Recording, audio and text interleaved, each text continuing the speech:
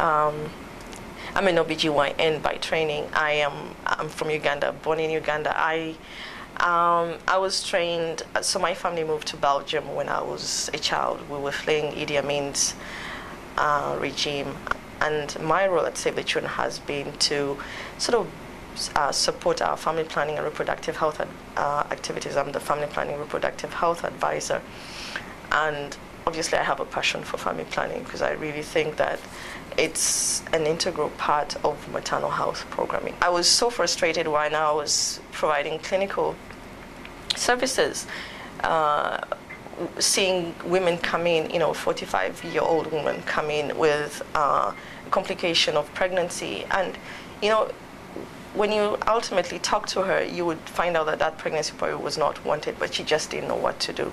So for me, that's really one way of saving mothers' lives, just preventing those unwanted pregnancies. So how do program managers communicate the importance of family planning to donors, and so based on the links with maternal and child survival? I'll use the example of how we are working with religious leaders to try and justify the need and create demand interest for family planning programs.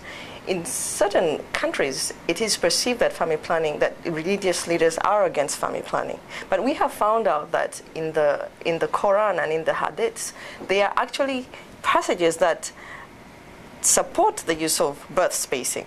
So in countries like Mali, we have worked closely with Policy Project, and we have worked with the National Islamic Committee to bring together religious leaders, Muslim leaders, and to have them actually provide the leadership right all the way from the national level to the regional level to try and get the imams to better understand how family planning and birth spacing contribute to improved maternal and child survival. And in fact, in the hadiths, they even found hadiths that supported breastfeeding for maternal and child survival. So I mean, that's how we use it.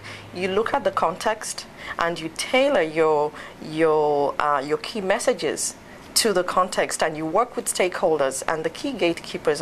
We know that ultimately what we want to do is for the woman to use something that's going to enable her to space her pregnancies, but she cannot make that decision on her own. You need to be working with men. Sometimes you have to work with mothers-in-law, and sometimes you definitely have to work with community leaders and religious leaders to try and get some of those messages down there. How program managers can work directly with community leaders to sort of try and get those messages. In Uganda, for example, and I think this applies to most of the countries where we work.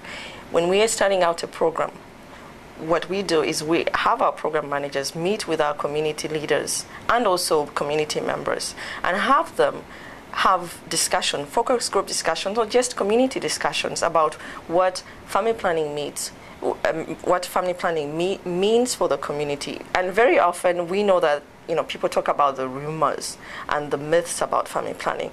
This very often offers an opportunity to community members and community leaders to bring out some of those myths.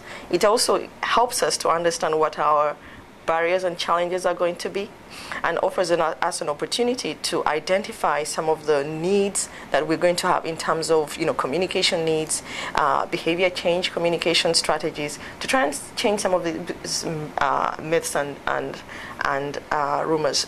You need to get some interest, and I would think buy-in and also ownership, because ultimately we know that this is something that's addressing their needs, but it's getting them on board right at the beginning.